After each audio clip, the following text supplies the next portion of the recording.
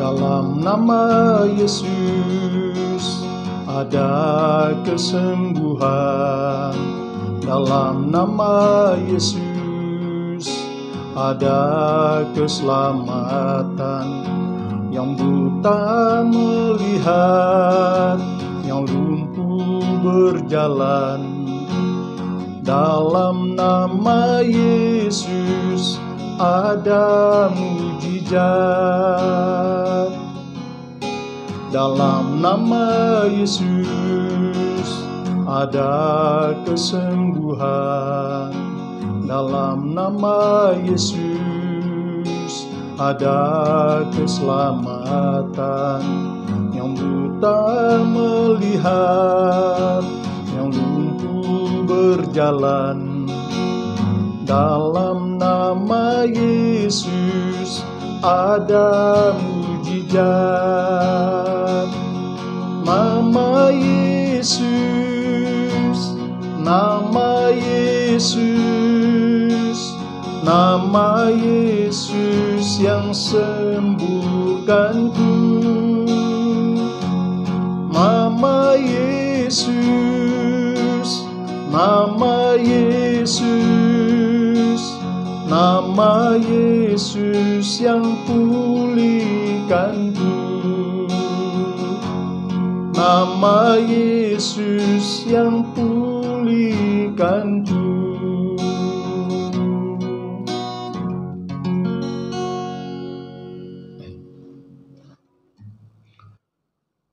Kami memuji dan memuliakan nama-Mu ya Tuhan, atas berkat dan anugerah-Mu yang sangat besar di dalam kehidupan kami.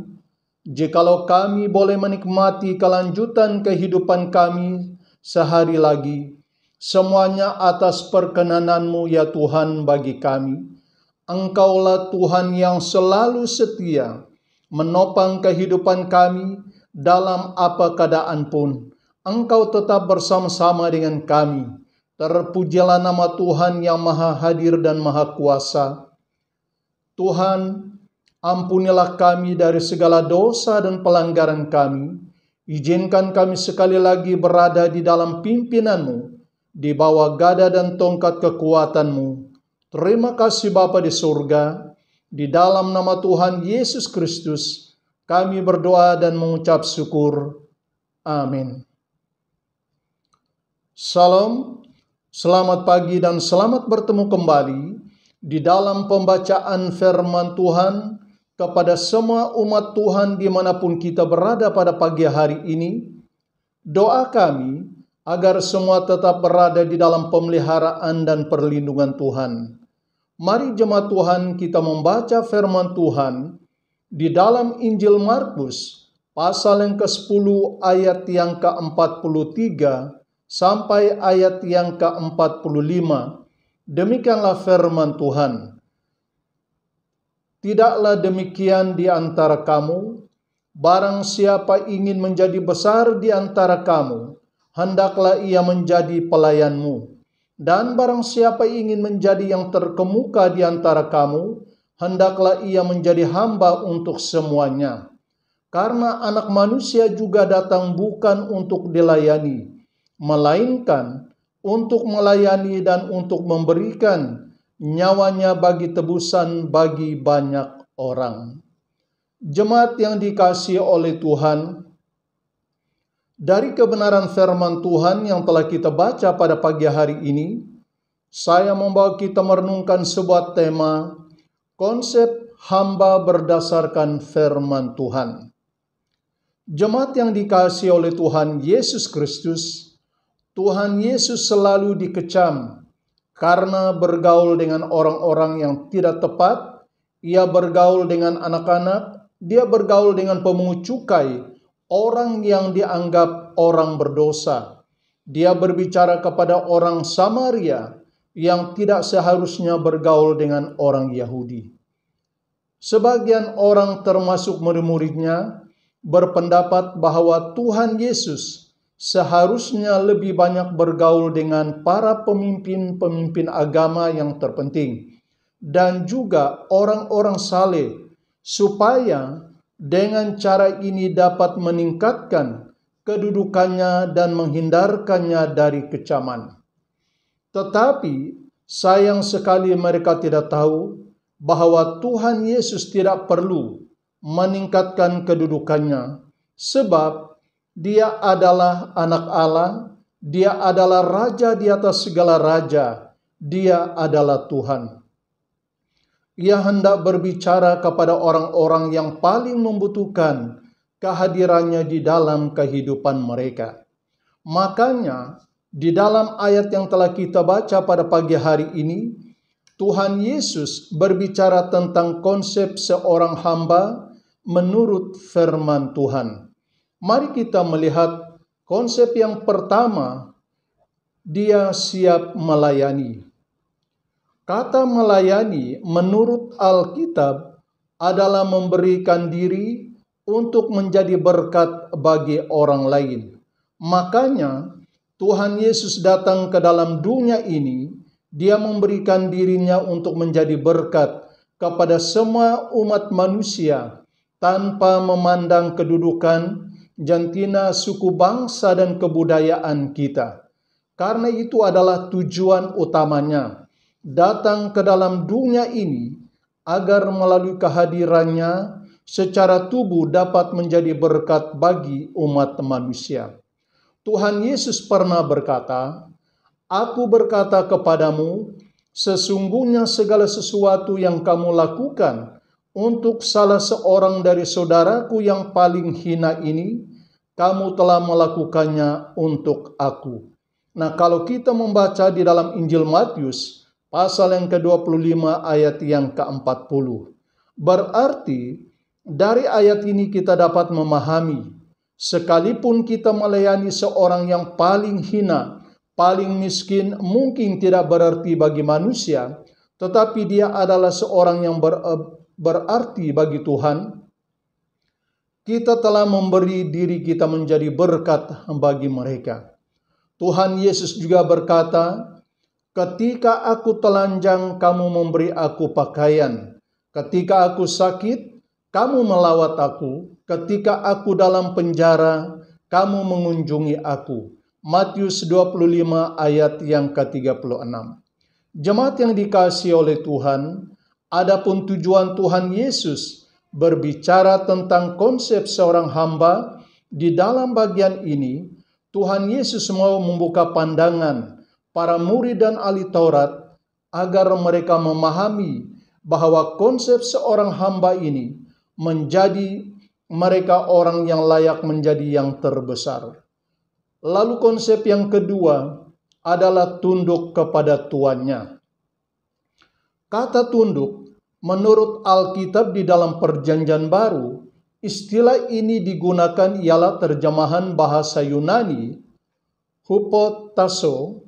Hupo di bawah, sedangkan tasso berarti diatur.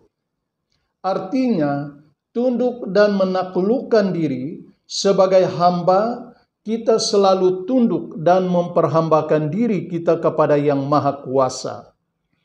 Tuhan Yesus menunjukkan teladan untuk tunduk dan memperhambakan dirinya kepada kehendak Allah Bapa di surga.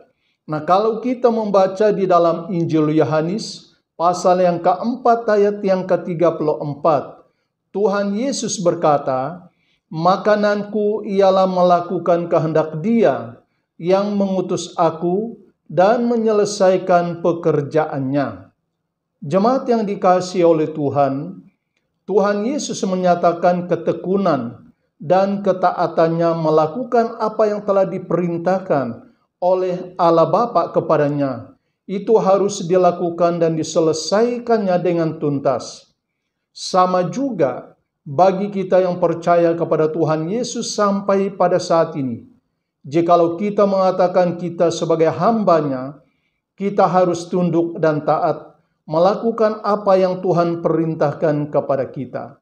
Nah, kalau kita membaca dalam Injil Yohanes, pasal yang ke-15 ayat yang ke-16 berkata, "Bukan kamu yang memilih aku, tetapi akulah yang memilih kamu.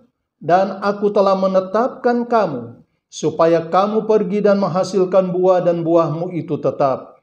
supaya apa yang kamu minta kepada Bapa dalam namaku, diberikannya kepadamu. Jemaat yang dikasihi oleh Tuhan, sebagai hamba bukan dibatasi hanya melayani di gereja saja. Sebagai hamba juga bukan dibatasi hanya menjadi pemimpin pujian, pengkhotbah dan pendoa saja. Tetapi melayani sebagai hamba yang benar adalah memberikan diri kita dipakai oleh Tuhan menjadi berkat dengan cara Tuhan itu sendiri, bukan mengikut apa yang kita pikirkan baik. Nah, kalau kita membaca di dalam 1 Petrus pasal yang keempat ayat yang ke-11 berkata, jika ada orang yang berbicara, baiklah ia berbicara sebagai orang yang menyampaikan firman Allah. Jikalau ada orang yang melayani, baiklah ia melakukannya dengan kekuatan yang dianugerahkan Allah, supaya dimuliakan dalam segala sesuatu karena Yesus Kristus. Ialah yang empunya kemuliaan dan kuasa sampai selama-lamanya. Amin. Jemaat yang dikasihi oleh Tuhan, oleh karena itu, jadikanlah diri kita sebagai hamba untuk dipakai oleh Tuhan sesuai dengan kehendak-Nya. Mari kita berdoa. Kami mengucap syukur atas berkat firman-Mu yang hidup dan berkuasa ini, yang tidak pernah luntur kuasanya. Firman-Mu adalah murni, ia adalah perisai dan pedang bagi setiap orang yang berlindung padanya. Terima kasih ya Tuhan, kami berdoa untuk hamba-hamba-Mu pada saat ini, baik yang melayani sebagai gembala jemaat, baik yang melayani sebagai penginjil, baik yang melayani sebagai guru sekolah teologi, bahkan juga yang melayani sebagai pemimpin-pemimpin di dalam gereja. Tuhan, kami sangat bersyukur kepadamu karena Engkau telah mempercayakan karunia-karunia rohani di dalam kehidupan kami sebagai umat manusia, supaya melalui karunia ini setiap kehidupan kami dimanfaatkan menjadi saluran berkat di dalam tangan Tuhan, di dalam pelayanan di mana Tuhan Engkau telah menempatkan kami. Terima kasih Bapa di surga. Kami juga berdoa untuk setiap kawasan dan setiap lorong di mana kami sebagai umat-Mu sedang berada pada saat ini.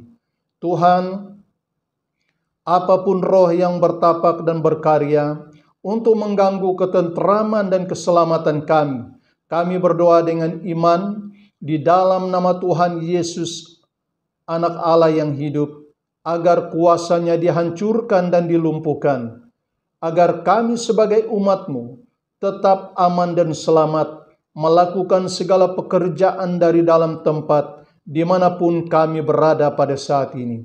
Terima kasih ya Tuhan, kami juga berdoa untuk keselamatan dan keamanan negara yang kami diami pada saat ini. Tuhan, selamatkan negara ini ya Tuhan dari segala bencana alam dan juga dari pergolakan yang sedang terjadi pada saat ini, agar kami sebagai rakyat di dalam negara ini tetap hidup di dalam keadaan aman dan rukun. Dan biarlah kami tetap melakukan segala aktiviti-aktiviti kami setiap hari dengan keadaan yang aman. Berilah hikmat kepada pemimpin-pemimpin kami, agar mereka dapat memimpin kami sesuai dengan hikmat yang daripada Engkau. Terima kasih ya Tuhan, karena Engkau telah memberkati bangsa dan negara kami dengan perlindungan dan keamanan yang daripada Engkau selama ini. Izinkan Roh Kudus-Mu berkarya di dalam persekutuan kami sebagai umat-Mu yang berkumpul memuji dan menyembah Engkau Tuhan. Dimanapun berada setiap hari, kami percaya dengan kuasa Roh Kudus-Mu melakukan pemulihan dan pembaharuan di dalam kehidupan umat-Mu yang sedang berkumpul memuji dan menyembah nama-Mu ya Tuhan. Terima kasih Bapa di surga. Berkati semua umat-Mu yang sakit Engkau sembuhkan, yang lemah Tuhan Engkau kuatkan, yang berada di dalam kedukaan. Roh Kudus hiburkan mereka. Terima kasih ya Tuhan karena Engkau berkenan menuntun seisi keluarga kami dengan kasih dan kuasa-Mu sepanjang hari ini.